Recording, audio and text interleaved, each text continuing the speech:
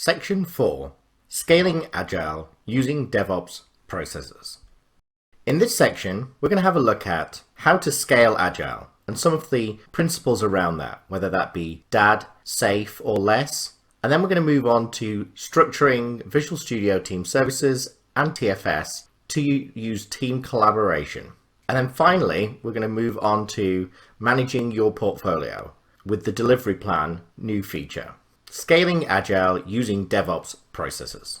As the introduction states, projects rarely consist of a single team. And what we're going to be looking at throughout this video is we're going to be covering off how to work within team scrums of scrums, a number of different teams working on features, enablement, on different capabilities, maybe doing PI planning, and how you bring that all together to give you a single view of how your velocity and how you're tracking against your plan.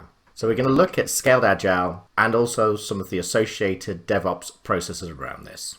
As in previous videos, I've used Scaled Agile framework as a great example of how you can scale Agile. The current version, 4.5, is made up of 4 tiers. Top tier is the portfolio level. This is where the enterprise defines the strategic themes, and then we look at lean portfolio management across the value stream. Now the second tier is looking at the large solution.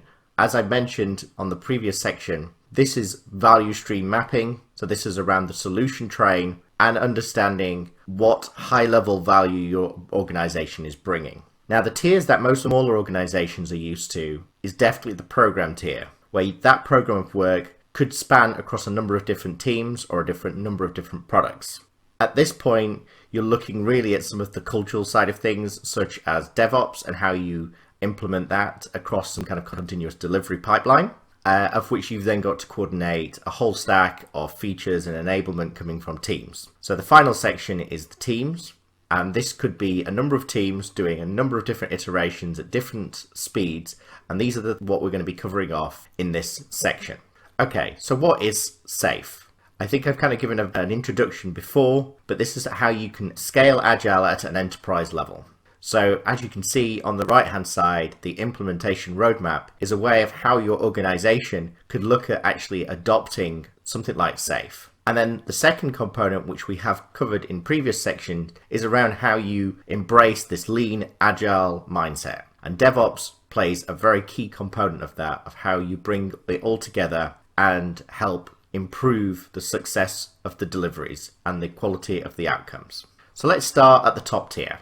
Portfolio management, or sometimes I've referred to this as PPM, Portfolio Project Management, has a number of different tools, ranging all the way up to your executive scorecard tools.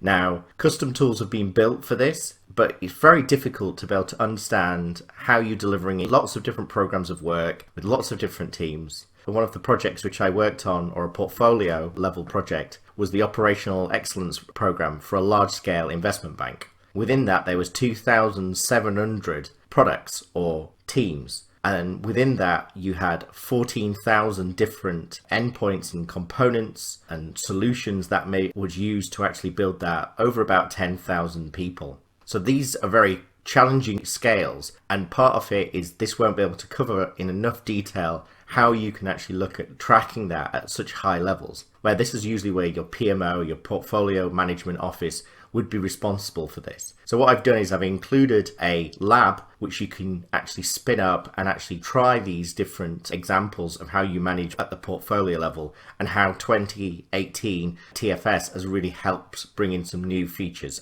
to enable this. The next level down, previously the value stream component, is now this large solution. I've mentioned 3 separate types throughout this videos. SAFe, which is the Scaled Agile framework, DAD, which is distributed agile delivery, and less, which is scrum of scrums. They're all very different methodologies, and it all depends on what works best for your organization. The program level. I kind of mentioned at the program level, you may have a number of different initiatives which you're trying to run. DevOps being a great example. Continuous integration, build, delivery, deployment, learning. This is bringing in all of the different tool chains to understand how you can monitor and measure this. So this kind of goes between Visual Studio Online and Team Foundation Server to beyond. So this could be a much greater scale of different tools within some kind of hybrid on-premise or cloud-based implementation. You'll find that there's usually a huge mix of different tooling, so therefore being able to get that information and report on it using something like Power BI is very challenging. You have to understand how to actually monitor and measure this information throughout the pipeline. And this is why a lot of pipeline visualization tools are now available for DevOps. So you can actually understand whether or not you're deploying this into Azure, whether or not you're actually deploying this using deploy agents or PowerShell v6. You really need to understand the desired state configurations and all this kind of the stuff that goes behind DevOps. That is the tooling side of things, and also the process side of things like ChatOps, which I'll mention later in this section, and also the people and the cultural side of things and how people work. And we'll be covering this with using things like Microsoft Teams and how you can collaborate better at an enterprise scale.